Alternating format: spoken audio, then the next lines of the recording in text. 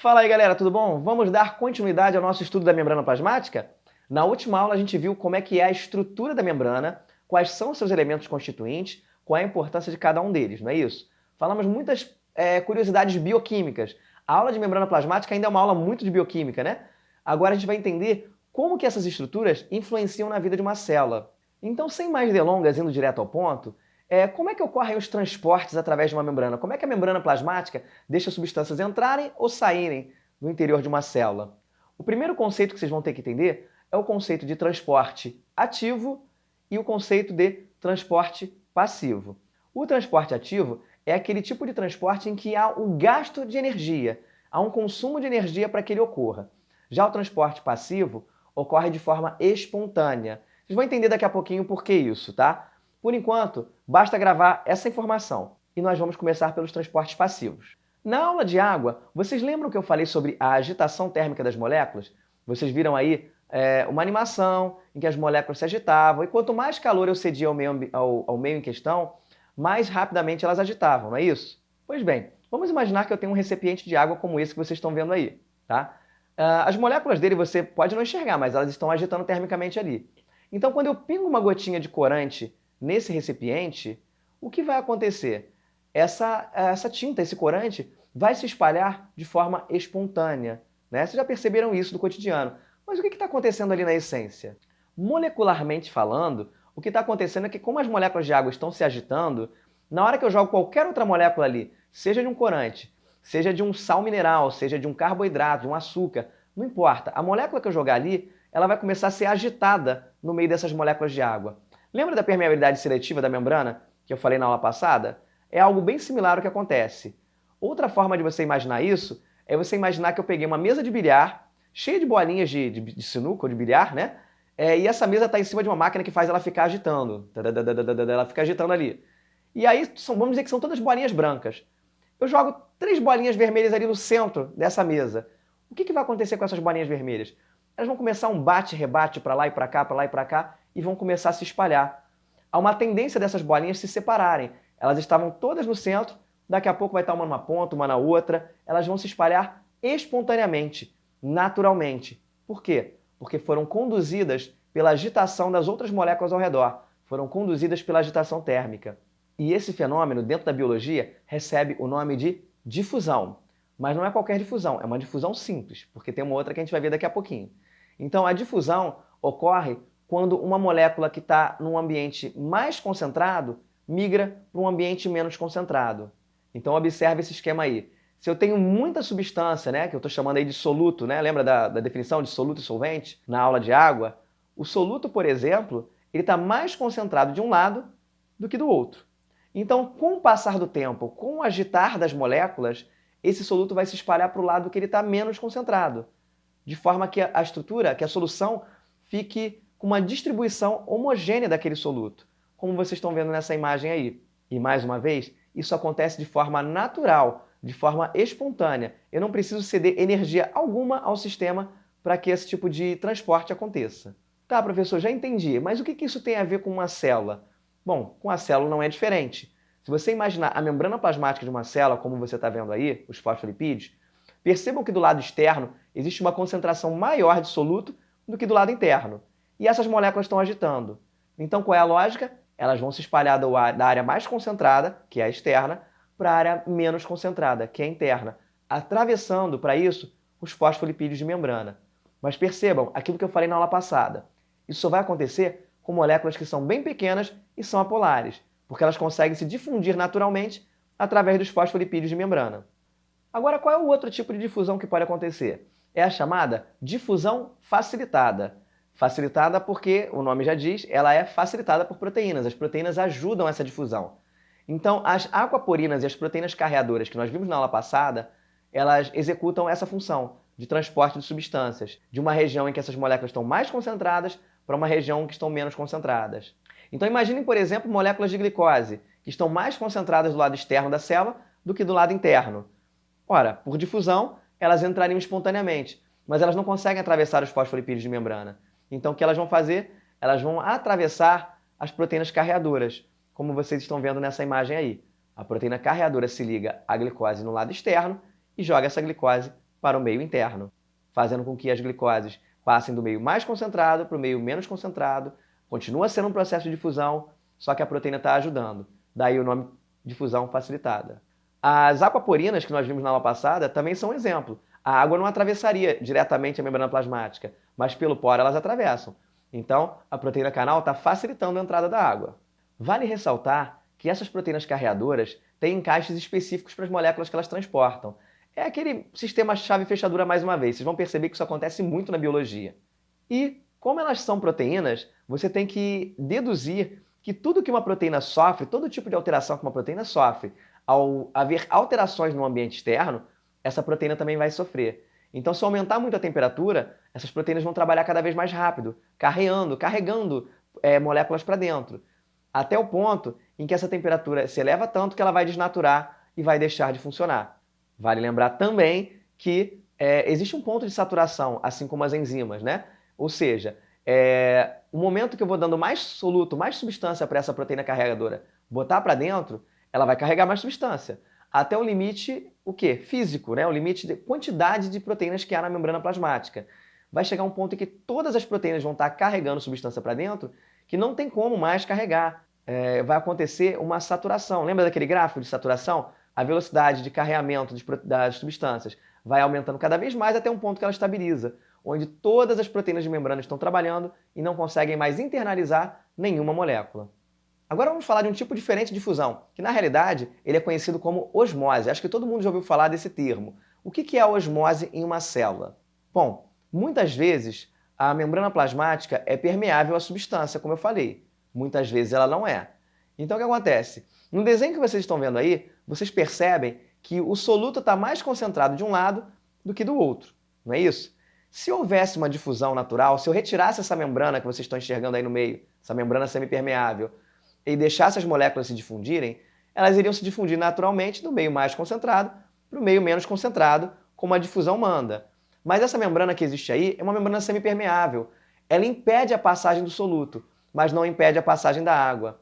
Então o que vai ocorrer nesse caso? Nesse caso, como o soluto não consegue passar para o outro lado, o que vai passar é a própria molécula de água. O soluto vai acabar, através de suas forças eletrostáticas, vai acabar atraindo mais moléculas de água para o lado que tem mais soluto, como vocês estão vendo aí nesse desenho. Então, uma analogia que eu costumo sempre fazer em aula é o seguinte: imagine que você está numa sala de aula.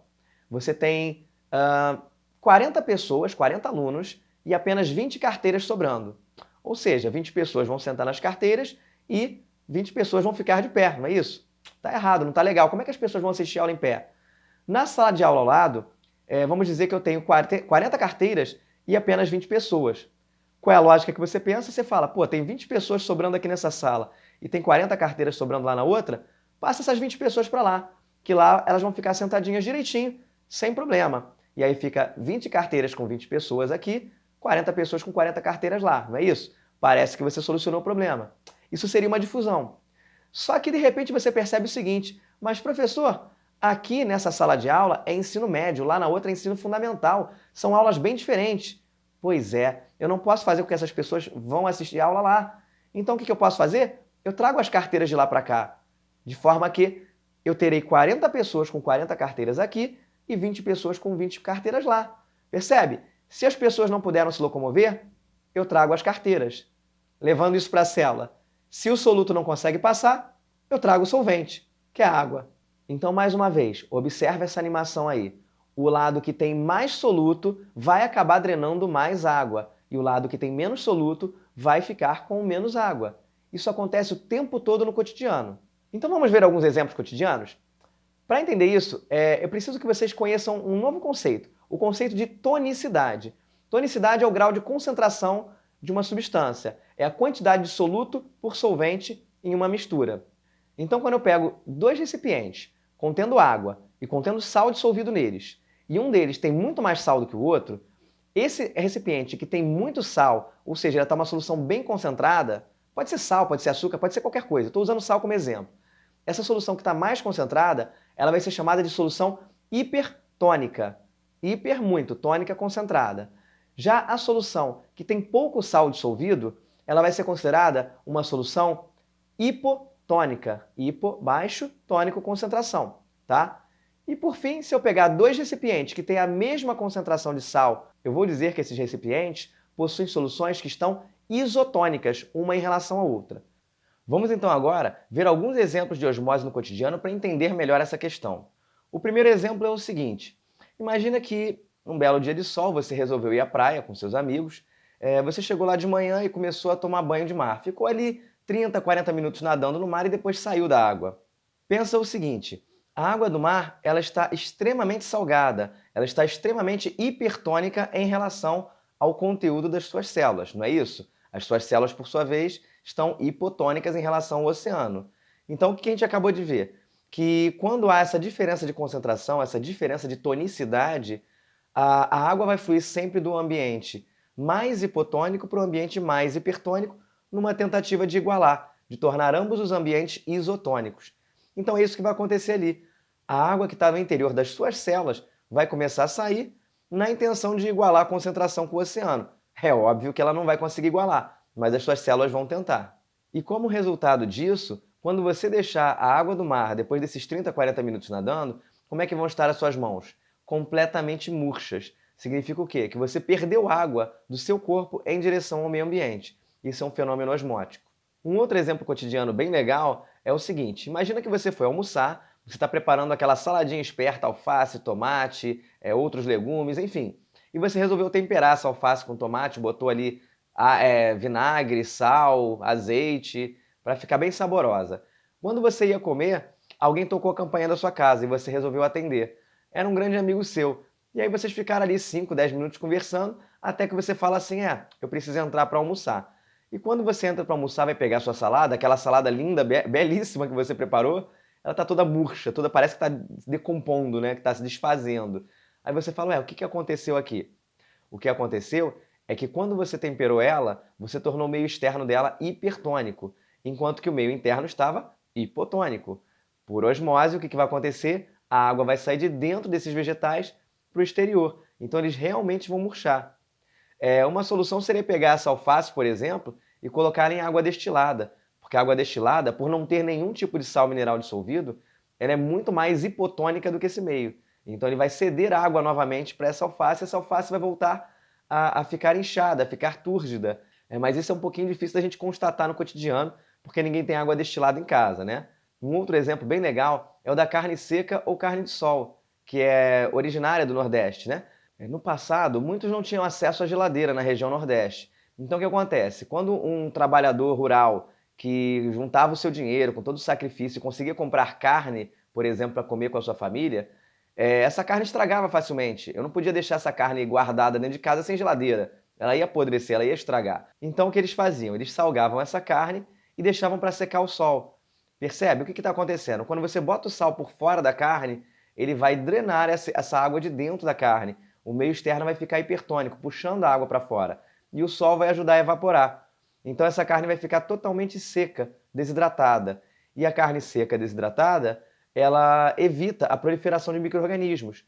Porque fungos e bactérias precisam de um meio mais úmido para proliferar. Então, assim, essa era uma estratégia de conservação da carne. O salgamento sempre foi uma estratégia de conservação da carne. Isso era feito na Antiguidade, na Idade Média, é feito ainda hoje em alguns lugares. Agora vamos finalmente aos transportes ativos, aqueles que consomem energia para que eles ocorram. Um transporte ativo é aquele que ocorre contra o chamado gradiente de concentração. O que é um gradiente de concentração? É isso que a gente está falando desde o início, né? Você vai ter uma região que está mais concentrada e uma região que está menos concentrada. Há uma espécie de gradiente de concentração aí. E como é que funcionam os transportes passivos com relação a esse gradiente? Ora, vão sempre de onde tem mais moléculas para onde tem menos moléculas, devido àquela agitação térmica que eu falei. A tendência natural dessas moléculas é se espalharem para o meio onde tem menos concentração, para onde ela tem mais espaço, mais liberdade. Então o transporte ativo vai acontecer justamente contrário a essa tendência. Eu costumo brincar dizendo sempre o seguinte: se você está saindo do metrô do Rio de Janeiro, lá na Central, numa hora do rush, né, você não precisa de muito esforço para sair pela porta, porque vai ter tanta gente saindo junto com você que você vai ser naturalmente carregado, né? Isso seria um transporte passivo. Você está indo a favor do fluxo, a favor da corrente. Por outro lado, você vai gastar energia se você quiser fazer o contrário. Você está todo mundo saindo pela porta do metrô e você está tentando entrar. Você vai sofrer um bocado, porque as pessoas vão começar a trombar em você e te jogar para trás. Imagine uma molécula fazendo isso. ela vai gastar muita energia se chocando com outras moléculas para tentar atravessar para o lado contrário à tendência do fluxo de moléculas, para tentar entrar contra esse gradiente de concentração, percebem? Então, na prática, juntando com tudo que a gente falou, o transporte ativo ele vai ser contra a difusão. Enquanto as proteínas canal, os carreadores estão fazendo com que moléculas venham de um lado para o outro através da difusão, o transporte ativo vai tentar empurrar uma molécula no sentido contrário. E aí, existem 3 tipos de transporte ativos a saber. Você tem o transporte ativo do tipo uniporte, que significa o quê? Em que você vai transportar um único soluto numa única direção. Um exemplo disso são as proteínas ligantes de cálcio, que transportam o cálcio de um lado ao outro da célula e acabou. Não tem mais nada acontecendo ali. Já o transporte do tipo simporte significa que ela está transportando 2 moléculas diferentes na mesma direção. Um exemplo muito comum ocorre no nosso intestino, onde moléculas de aminoácido entram da luz do intestino para o interior das células intestinais junto com moléculas de sódio. Ou seja, para que a molécula de aminoácido seja internalizada, é preciso internalizar sódio junto. Então, por isso que é um simporte. São 2 moléculas entrando na mesma direção. E, por fim, existe o transporte ativo do tipo antiporte, o que significa que são transportadas 2 moléculas, mas dessa vez em sentidos contrários. Ou seja, para que uma molécula entre, outra tem que sair. E o exemplo mais clássico disso é a chamada bomba de sódio e potássio, que nós vamos ver agora. A bomba de sódio e potássio ela parece complexa, mas na realidade ela é bem simples. O lado exterior da célula apresenta uma quantidade muito maior de sódio do que o seu lado interior. Já o lado interior da célula apresenta uma concentração de potássio muito maior do que o seu lado exterior. O que vai acontecer então? Se eu deixar essa célula quieta no lugar dela, parada, normalmente essas moléculas vão igualar suas concentrações devido à difusão, né? O sódio começa a entrar, o potássio começa a sair.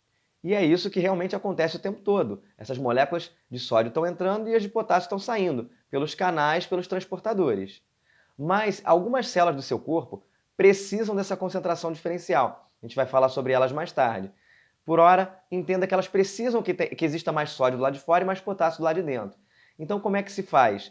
Ora, eu vou ter proteínas de membrana, que é a chamada bomba de sódio e potássio, que vão fazer com que as moléculas de sódio que acabaram de entrar saiam novamente e que as moléculas de potássio que acabaram de sair entrem novamente. Observem essa animação aí. Você está percebendo aí que as moléculas de sódio que acabaram de entrar começam a ser bombeadas para fora. Percebam que são sempre 3 moléculas de sódio que se encaixam nesse carreador e são externalizadas. Esse carreador mudou agora a sua conformação e está com os sítios ligantes voltados para fora. Percebam aí que são 2 sítios ligantes para potássio. E esses 2 potássios agora vão ser internalizados conforme você está vendo aí. Então é isso. A bomba de sódio e potássio vai jogar 3 sódios para fora, enquanto joga 2 potássios para dentro. É sempre nessa taxa. 3 para fora, 2 para dentro, 3 para fora, 2 para dentro. Vocês vão entender o porquê disso bem mais adiante quando falarmos de impulso nervoso. Vale ressaltar que a bomba de sódio e potássio é um mecanismo comum nas células animais. As células vegetais, de fungos e algumas bactérias, elas apresentam um outro mecanismo similar chamado bomba de prótons. Na bomba de prótons, o que vai acontecer? Ora, como o nome está dizendo, eu vou bombear para fora prótons, ou seja, íons H+. Né? Lembrando que H+, o hidrogênio ele tem um próton e um elétron. Se esse H+, é um hidrogênio que perdeu um elétron, ele é basicamente um próton. Daí o nome. Então, assim, essa bomba de prótons vai bombear esses H+ para fora. E o que vai acontecer? Quando eles são bombeados para fora, estabelece-se um gradiente de concentração. Os íons H+ ficam mais concentrados do lado de fora do que do lado de dentro. Por difusão, eles tendem a entrar novamente. Eles começam a penetrar por pequenas proteínas canais, de forma passiva. Só que muitas das vezes, essas proteínas canais estão associadas a outras proteínas, a outras enzimas, na verdade, capazes de sintetizar ATP, moléculas energéticas. Então, o que vai acontecer na prática? Eu gasto energia para bombear esses prótons para fora, estabelecendo um gradiente de concentração. Esses prótons retornam para dentro de forma passiva, movendo uma maquininha que consegue produzir energia. Ou seja, é como se eu gastasse alguma quantidade de energia para produzir mais energia depois. É similar ao que acontece numa usina hidrelétrica, na qual eu faço com que a água se acumule a grandes altitudes, né? Eu represo um rio, essa água vai subindo, estabelecendo um gradiente aí de concentração, né? Uma concentração muito maior de água de um lado do que do outro. Essa água, quando finalmente é liberada, ela cai de forma espontânea, através da força de gravidade, gerando uma turbina. É exatamente a mesma lógica. É só você trocar a água por íons H+, e trocar a turbina, o gerador, né, de eletricidade, por uma moléculazinha que produz ATP. ATP é uma molécula energética que vocês vão aprender depois. Esse tipo de transporte muitas vezes é chamado de cotransporte, no qual ocorre uma difusão descendente, ou seja, o que é difusão descendente? É uma molécula retornando ao seu grau de concentração original, acoplado a uma difusão ascendente, ou seja, o transporte para fora, para cima, né, de uma molécula que eu desejo transportar. Traduzindo o que eu quis dizer, para que eu bombeie uma molécula X de dentro para fora, eu preciso que uma molécula Y seja difundida de fora para dentro. A difusão de fora para dentro faz com que essa molécula de dentro para fora saia. A energia de um desses processos movimenta o outro. Entenderam? Por fim, vamos falar dos transportes chamados transportes em bloco de moléculas. Entenda o seguinte, eu estou falando de moléculas pequenas, né, que podem atravessar diretamente a membrana, canais, carreadores. Mas e se essas moléculas forem grandes demais? Se forem partículas grandes demais? Como que a célula vai fazer? Ela vai precisar de um mecanismo especial. Ela vai dobrar a sua própria membrana de forma a internalizar, a englobar essas partículas. Esse transporte, portanto, é um transporte de macromoléculas, não de micromoléculas. A gente só tem que tomar cuidado com o seguinte, muitas pessoas perguntam, mas por que não tem um poro, um canal gigante para que essas moléculas passem? Ora, se houvessem poros tão grandes assim, moléculas importantes das células se perderiam, né? Você já imaginou, por exemplo, se houvesse um poro que deixasse a hemoglobina das hemácias sair? As células perderiam todas as suas macromoléculas de importância. Essas moléculas não podem sair naturalmente, não podem sair espontaneamente, passivamente. Então é necessário um mecanismo complexo para que essas moléculas sejam externalizadas ou internalizadas sempre que você desejar. Esses transportes são os transportes em bloco.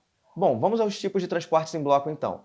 O primeiro deles é chamado de endocitose. Pela palavra, endocitose é um transporte para o interior da célula, enquanto que exocitose é um transporte feito para o exterior da célula. As endocitoses são de 3 tipos. Existe uma endocitose chamada de fagocitose, que é a endocitose de partículas sólidas. Normalmente a célula emite pseudópodes, como você está vendo aí na imagem, para fagocitar a molécula em questão. Existe também a pinocitose, que é a endocitose de partículas líquidas. Normalmente a célula, para internalizar essas partículas, faz uma invaginação na membrana, como vocês estão vendo aí.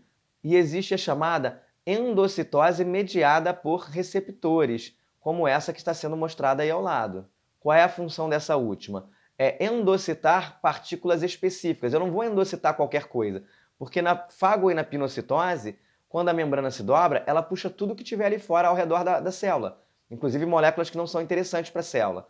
Agora, a endocitose mediada por receptores, como tem um receptor, tem aquele sistema chave fechadura que nós já falamos na aula de proteínas, na aula de enzimas.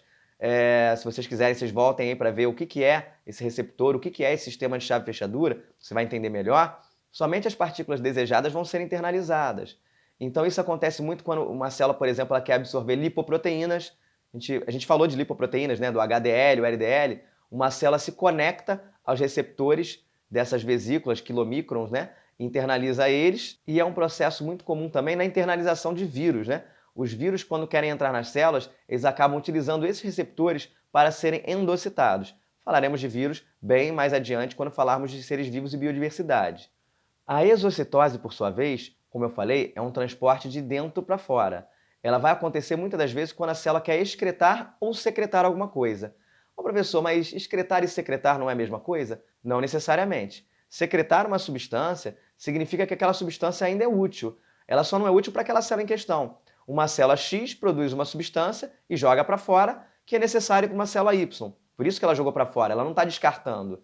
Já uma excreção não. A excreção é um descarte mesmo. São excretas que estão sendo eliminados. Substâncias tóxicas e nocivas que estão indo meio que para o lixo celular, né? Então aí é uma excreção. Eu costumo fazer sempre a seguinte analogia. Existem 2 tipos de produto que você pode botar para fora da sua casa pelo seu portão. Um deles é o seu latão de lixo, o outro deles é uma encomenda que você está enviando para alguém.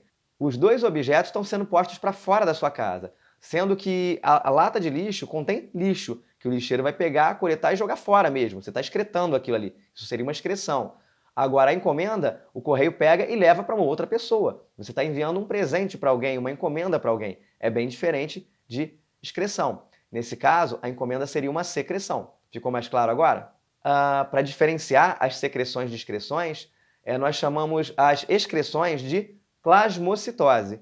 Então, toda plasmocitose ela é uma exocitose, só que nem toda exocitose é uma plasmocitose. Conseguiram entender? Então é isso, galera. Vou ficar por aqui hoje. Espero que vocês tenham gostado dessa aula. Se você gostou, deixa um like aí pra gente, clica no sininho para receber as novas atualizações e fique conosco porque ainda tem muita coisa legal por vir, tanto de biologia quanto de outros conteúdos que eu estou programando aqui nesse site, beleza? Então, galera, um grande abraço e até a próxima. Valeu!